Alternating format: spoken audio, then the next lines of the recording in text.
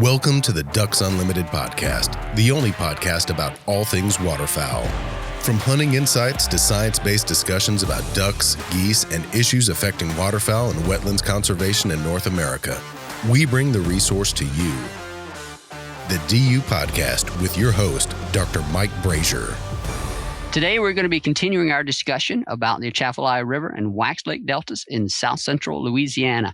This particular location is like many other that we could talk about in North America that has historically been really important for waterfowl, but through some combination of factors has seen some dramatic declines in waterfowl abundance. This particular story has its own unique twist, and we are fortunate to have a couple of guests here that know this story very well. These are the two individuals that have joined us for episodes 1 and 2, those being Mike Carlos, currently working for Ducks Unlimited's southern region, but former manager of the Atchafalaya Delta Wildlife Management Area, and Larry Reynolds, Waterfowl Program Manager for Louisiana Department of Wildlife and Fisheries. What I will do at this point is to remind our listeners, if you have not listened to episodes 1 and 2 in this series of 3, I certainly encourage you to do that because those 2 episodes lay the foundation for what we're going to talk about today. The previous episode, we concluded by introducing some of the changes in terms of access to the deltas, the pressure that came with that change in access, brought about by some innovations in technology and outboard watercraft, and then how that change in access and pressure began to influence bird numbers and hunting success. And those episodes were bolstered quite a bit by the personal stories and experiences of both Larry and Mike. The remaining part of this story, however, is how the agency, in this case, Louisiana Department of Wildlife and Fisheries, back in the day when all this was happening, attempted to manage hunting pressure at the deltas and the complexities and challenges involved in that. But we also want to discuss this issue, that being one of pressure management in a larger context of waterfowl habitat management, because it definitely is important for what we understand about the waterfowl resource, as well as hunting experiences for those that go afield in pursuit of these birds. So, Mike, let's pick back up with you on this particular topic here. We know that waterfowl and all migratory birds respond to many different factors, ranging from habitat quality to habitat quantity, weather, and is much of the discussion here, pressure or disturbance, which comes in a variety of forms. The pressure that we're primarily going to be talking about here is hunting disturbance, hunting pressure. What makes this incredibly complex when talking about what happens to why are bird numbers declining in a certain area, or why are we seeing bird shifts in one area to the other, is that these factors that influence these things oftentimes do so in an interacting way. It's not just as though one is responsible for it. They oftentimes interact in a number of ways. In this particular situation where we're talking about the Atchafalaya and Wax Lake deltas, we know that the habitat quality and quantity was still excellent in that location. But the one thing that was changing quite rapidly, as we heard in the last episode, was access and then the disturbance that came along with that. Then, of course, the birds in those locations began to respond as we might expect them to whenever they are subjected to a fairly high degree of pressure. So, Mike, as manager of the deltas, as you were seeing these changes, knowing how these birds were responding to the increase in pressure that you were seeing, what did you and your agency try to do to better manage some of this, and what were the challenges and complexities involved in that?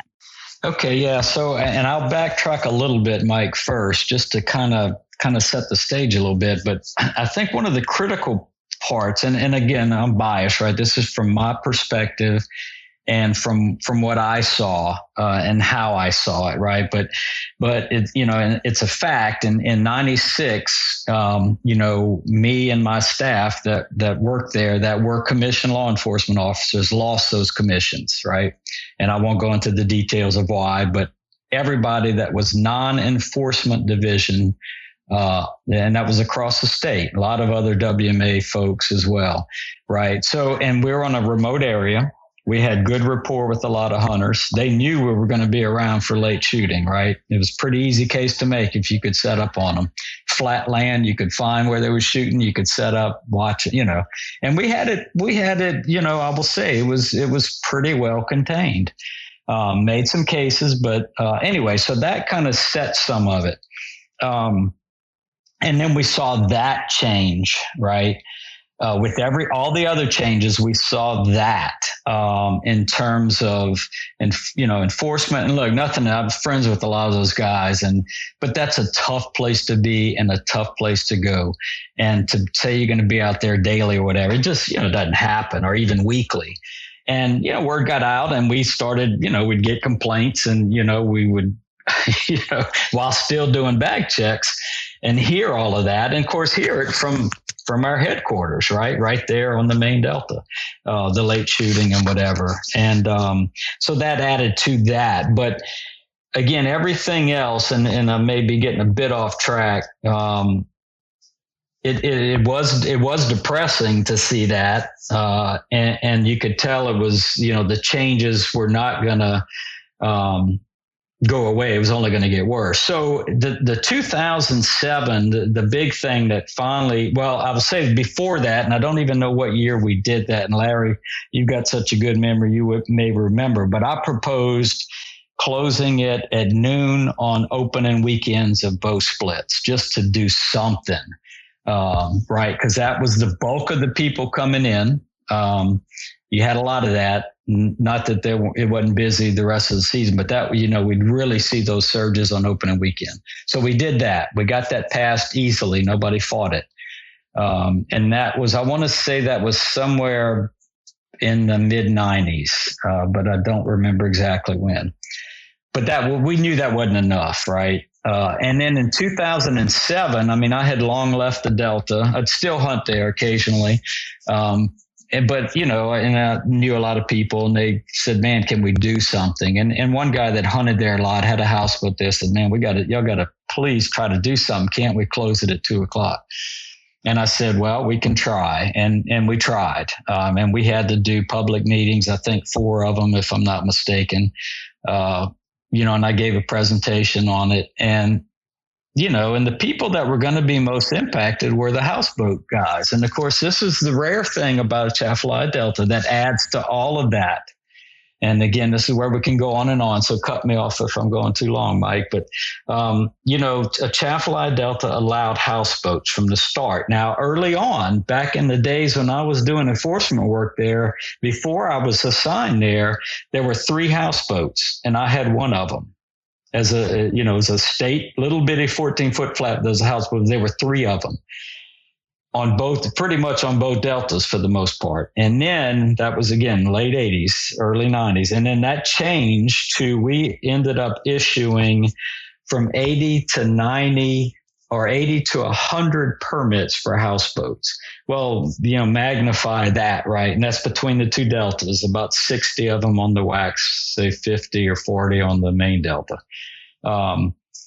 So those guys, when you start talking about limiting their hunting and what they have known for years, that was a big impact. And they were the big voice. And, I'll just say, without getting into too much detail, but you can read between the lines, it didn't fly, essentially, right?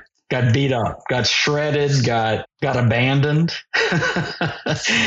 And, it kind of irked me because I didn't hunt there as much anymore, but I knew what was happening. And I'm like, what about the resources, guys? What about our mission statement, and politics prevail. And that's how it was. And the interesting thing I will say to all of that is, since I've been with DU, I've had, I think, 2 people that were some of the guys that beat me up in these public meetings call me and say that I was right. So, hey, if there was anything, and I didn't want to gloat too much, but boy, I did for a minute, and I tried not to waylay into them too badly, but, that's what it became. And yes, pressure is one thing. And 2 of the commenters in the emails said that was the main thing. It was pressure, period, pressure. Well, Larry's article and Tom Mormon's article in the Wildlife Insider about all the other factors across the country, surely that all has a lot to play into it. But the one thing I look at on Atchafalaya Delta that was different are houseboats. And then you can compare to Passaloo that does not have the pressure because it's so remote. and much more treacherous in the Atchafalaya River with the ships in the Mississippi River. And you look at those numbers, and they were like, 78,821 birds in that same survey in November. And I spent a lot of time hunting past Salou. And, and it's a phenomenal area. It's a degrading delta. It's not nearly as nice, but it's huge. And you got Delta National Wildlife Refuge just to the north of it. So, it still holds birds. And Passalute, for those that may not be aware, is off on the main stem or at the mouth of the Mississippi River, off to the southeast. And so it's an area that is still, although at I guess a different scale from what it occurred historically, but still pretty darn big as it occurred. It's still, there are some deltaic processes still in effect there. It's producing some of the same food resources, some of the same vegetation as we see at the Atchafalaya and Wax Lake Delta. I think that was your point there, Mike. But the fact that it is much more remote and you have to access it by way of the Mississippi River, which is a whole different animal. I've been on it as well a couple of times. And yeah, it is not for the faint of heart either. Larry, I wanted to get your thoughts on this because of course, you are the waterfowl program manager there for Louisiana, and disturbance and the management of disturbance, either through the establishment of inviolate sanctuary or the regulation of shooting hours, probably has to be one of the more contentious aspects or controversial aspects of your job when you get into those discussions. I'm not sure exactly where those authorities lie, if that rests more with the managers of those areas, but I know you think about it a lot. I know you're involved in some of the discussions, but that's, as Mike has talked about here, perfect example of how he fought for what he thought back in the day was best for the resources based on what he saw happening to those waterfowl behaviors, those waterfowl numbers, but the pressure against the recommendations that he was providing, which necessarily was restricting some hunting opportunities, at least in terms of the times and number of hunting opportunities, not necessarily equating that to hunt quality. That's one of the key things that as we go forward in this discussion as waterfowl managers, we need to be able to separate hunting opportunity from hunting quality. But Larry, is this one of the more challenging aspects of your job as a waterfowl manager? It is the single most challenging aspect of my job, Mike. All of us wildlife majors hear that managing wildlife is so much easier than managing people. And it doesn't matter what you propose. I'm going to be more militant than Mike, but I sat in the crowd and I watched him get beat up, and I've seen him get beat up on a number of issues. And my other colleagues that manage these WMAs face the same problems. No matter what you do, I don't care what it is, if it restricts someone's opportunity, it is going to be a major issue. And you're going to hear things that are just outrageous. When we established the first limited access areas on the Wax and on the main Delta in 2010. And those limited access areas were puny. They were less than 10% of the habitat. But I watched an older gentleman with a cane hobble up to the podium to speak to the commission and point to his grandchildren and say, if you do this, I will not be able to take those young people hunting. It gets crazy when we want to restrict access or restrict opportunity on the basis of improving habitat or improving the hunting experience. And we're sort of evolving. One of the things I've done at Wildlife and Fisheries is done large-scale waterfowl hunter opinion surveys. And those are showing a growing interest in limiting access to WMAs, hunting 4 days a week. Our lottery hunts at Sherburne have far more people applying than we can satisfy. And so we know there's demand for this. We know there's a portion of the waterfowl hunting community that favor restricting access to improve the quality of the hunting experience. But it's incredibly difficult to accomplish when you work in a system where, like at public meetings, very few people show up at public meetings, and they're the ones that have a particular axe to grind or are mad enough to come out of their house and come to the meeting. And so it makes it very difficult. And I actually learned a lot professionally watching Mike Carlos getting his boo-han handed to him at public meetings, trying to do what he could to maintain the waterfowl hunting experience on some of these WMAs. Well, I got to say thanks, Larry, and I remember that same old gentleman at that commission meeting, and I guess I got caught up in the 2:00 closure in 2007 and forgot what we proposed with the limited access areas. And you're right, and it was puny, but that's all we could get out of the staffed in. But it was a step, But you're right, you're absolutely right, Larry. And that was a humbling experience, and I don't have patience like that anymore. I don't know how I contain myself, to be honest with you. Larry, can you speak to the limited access that remains, or if there is any limited access there at the deltas? Where does that stand at this time? Well, we're actually, the reason I use the term evolving is the first limited access areas were implemented under Mike Carlos's leadership in coastal operations for those WMAs at Atchafalaya Delta.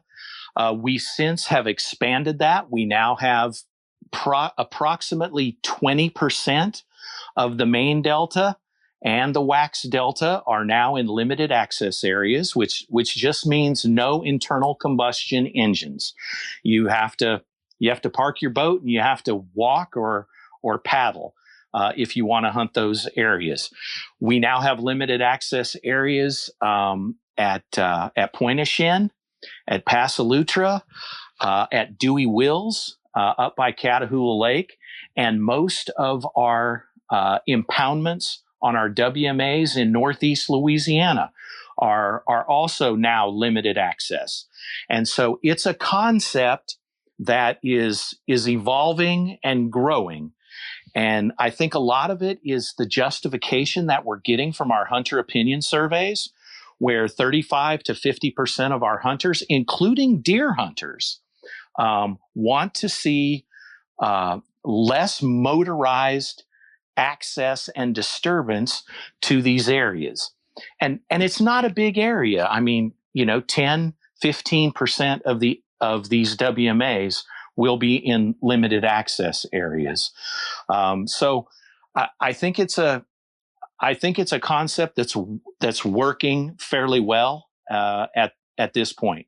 Larry, I might be catching you off guard with this next question. Do you know if we have any data on kind of differences in bag checks between the regular areas and limited access areas? Do you do anything like that? On those southeast coastal WMAs, we have collected bag check data from the very beginning on the limited access areas versus the non-limited access areas. And there's a lot of problem with those data, as you know, Mike, because anything that's self-reported, hunters are pretty leery about telling you where they're hunting. But up until the last couple of years ago, because that wariness is getting worse and worse all the time. But for many years, the hunting success, the per hunter hunting success on the limited access areas was higher than it was on the rest of the area. Now, as you know, Mike, it's really difficult as a scientist to buy into that data unless you have random selection of limited access versus non-limited access, replication. It's difficult to do good quality science on this because the the easiest way to make the limited access areas look better is to choose the best habitat to put those limited access areas in. So we have not done random, replicated, multiple area studies that's required to be able to definitively say that this is a methodology that works. And in fact, a couple of our guys that work on the area suggest that once you declare an area a limited access area, you automatically increase the hunting pressure on that piece of property because people think that is going to be better hunting. So scientifically, we've got a long way to go to validate what we've seen in the bag check data, which is increased per hunter success on the limited access areas. I know that as an organization, we at Ducks Unlimited we're not really in the business of managing access on the habitats that we're working on. We don't own really any of those areas. We're working on state or federal lands or cooperating private landowners, and they're the ones that ultimately determine what does and does not happen with regard to hunter access and opportunities. But also as an organization and wanting to understand the ecology of waterfowl and how this issue of disturbance kind of does intersect at certain larger scales with our ability to provide habitat to meet the needs of birds. It's a question that we remain interested in, and I kind of framed it up a little while ago by saying that it's still one of the most difficult aspects of waterfowl ecology to study, to answer the question of how much sanctuary do we as a waterfowl management community need on the landscape at a given scale, and in the context of all the food resources that may be on that landscape and the amount of hunting pressure. There are so many things that interact in that equation, you might say. And of course, I guess the point there that I'm trying to make is that we as an organization, although we don't control access on properties, we remain interested in this question because of its importance to waterfowl ecology and waterfowl habitat conservation. I'm confident this is going to be an episode that's very popular. The two of you have provided some very valuable firsthand experiences of an area where I don't think there's any doubt, based on what you've told us and the other folks have told us and described, that waterfowl hunting pressure in combination with other factors has played a role in what we've seen with regard to waterfowl patterns. Waterfowl abundance is there in the Atchafalaya and Wax Lake outlets. Larry, as we close out here, we probably only scratched the surface on some of these topics. And so what I'll do here before I ask you one final question, Larry, is encourage our listeners, if there are certain parts of this conversation that you want us to dig into more detail on, let us know. Larry, anything that you'd like to leave us with regard to, either the management of hunting disturbance generally, or these two areas in particular, the Atchafalaya or Wax Lake deltas? You have laid out one of the biggest confounded issues that I'm aware of in our profession, because we here in Louisiana, we're dealing with the effects of climate change. We're dealing with the effects of habitat degradation. Even here at Atchafalaya Delta, as these deltaic marshes build, they change in quality, from the early successional stages to the later successional stages, and it kind of goes in fits and starts. And the increase in technology, the navigation technology, being able to literally not be able to see where you are and where you're going and still navigate with these magnificent handheld GPS units and these surface drive motors that can get you wherever you need to go rather than being stuck on a sandbar. And the fact that you can hunt all day, 7 days a week. It's this really complicated dynamic that has no easy solution. But we do know that where there's good habitat quality, more hunting pressure can be tolerated. And where there's poorer habitat quality, less hunting pressure can be tolerated. And that less hunting pressure almost always leads to better per hunter hunting success. And so as a manager, you're trying to keep all these things in your head and make these decisions, make these risky proposals like Mike Carlos made, in the early to mid 2000s, knowing that what you're going to run into is abject opposition. It's one of the difficult things to do, and they can always tell you, prove it. Prove it. Prove that by reducing the hunting opportunity, you are going to increase the hunting quality, the quality of the hunting experience. And that's extremely difficult to do in a sound, statistically valid, scientific framework. And so as I talk to hunters, as I talk to other managers, I'm always grasping for information that would help me justify reducing hunting opportunity to increase the quality of the hunting experience. And Mike, final question to you. Larry's talked about here in his current job, the challenge of providing the evidence that would support the kind of decision related to the management of disturbance. Now, you are involved firsthand with habitat conservation work, and Larry has referenced the interaction there. Do you find yourself, now that you're kind of in this other sphere or just dedicated solely to this other sphere, do you find yourself still discussing the effects of waterfowl or of disturbance? And do you borrow from some of your past experiences to help any of your partnering landowners or state, federal partners when you're talking about habitat conservation work? Does that interaction come up in the activities that you do now for Ducks Unlimited? Yeah. So the simple answer is absolutely.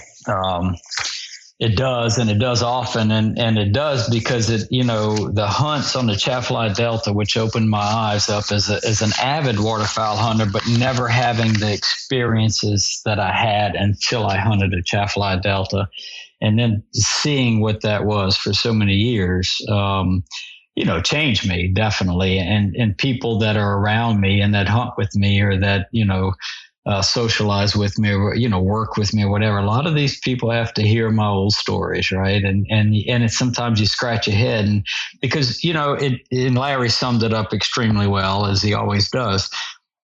The thing that really kind of gets me is that even when it started getting bad and you experienced it, and it started even after I left that specific area, but still hunted there, and I'm like, how are these birds still maintaining that kind of disturbance? But you knew it was going to break, right? You knew it was going to break. They were not going to tolerate that. As much as it's almost like a baited field. I mean, they love that habitat so much, especially the Delta duck potato that we talked about, that they wanted that. And you would see those birds come in as it changed, and at sunset, you would see them start coming in. Well, that changed and it stopped. And they did not, when they started feeding nocturnally, they came in well after dark. And it was like, wow, okay. And then you watched, I still always look at the aerial surveys that the department does and look at the bag check data, and it's like, okay, it hit a point of no return. And I'll just leave it at this, reminiscing back to those times where I got hammered at these public meetings, and I had these young guys saying, oh, the ducks still move with the tides. We have to be able to hunt the tides. In other words, that was their biggest excuse for staying open all day, is that the birds move with the tides. And they didn't, right? I knew they didn't because I saw that they didn't anymore. They couldn't because there was too much pressure. They didn't bother with it, right? And those guys never got to experience what Larry and I got to experience, and a lot of other hunters that experienced it in the really good days. They thought what they were experiencing was the best of the best, and it wasn't. And it's tough when you have to start managing that but then in the long run, you look, Atchafalaya is a perfect example. would you rather, are you gonna appease the hunter now, or are you gonna look at the effects long term? And when they start diminishing in numbers, haven't we lost? Haven't the resource agencies lost? And so, yeah, that's always part of it. And of course, we're always, willing to be part of that conversation with our past experiences. And I appreciate the opportunity to join you guys. And it's always good to catch up, Larry, on the old days, and Mike for having me. Absolutely. Thank you, Mike. And thank you, Larry, for your time. We've been chatting for close to 2 hours now, maybe even a little bit longer when we add it all together. It's been fun. Well, like Larry said, we could do this for days. I think we can just be thankful that Mike didn't start drinking wine from the very beginning. Otherwise, we might not have got much out of him after the first half hour. So I'm glad Julie didn't get home until 5. Oh, no. The real stories come out then. The real stories have come out then. Thank you guys again for joining us here, and look forward to catching up with you again on a future episode of the Ducks Unlimited podcast. Sounds good. Thanks. Thank you, Mike. A very special thanks to our guest on today's episode, Larry Reynolds with Louisiana Department of Wildlife and Fisheries, and Mike Carlos with Ducks Unlimited Southern Region. We greatly appreciate their time and insight on this important topic. As always, we thank our producer, Clay Baird, for the great work he does on these episodes, getting them edited and then out to you. And then, of course, to you, our listeners, we thank you for your support, passion, and commitment for wetlands and waterfowl conservation. Thank you for listening to this episode of the DU Podcast. Be sure to rate, review, and subscribe to the show, and visit www.ducks.org/DU Podcast for resources based on today's topics, as well as access to more episodes. Opinions expressed by guests do not necessarily reflect those of Ducks Unlimited. Until next time, stay tuned to the Ducks.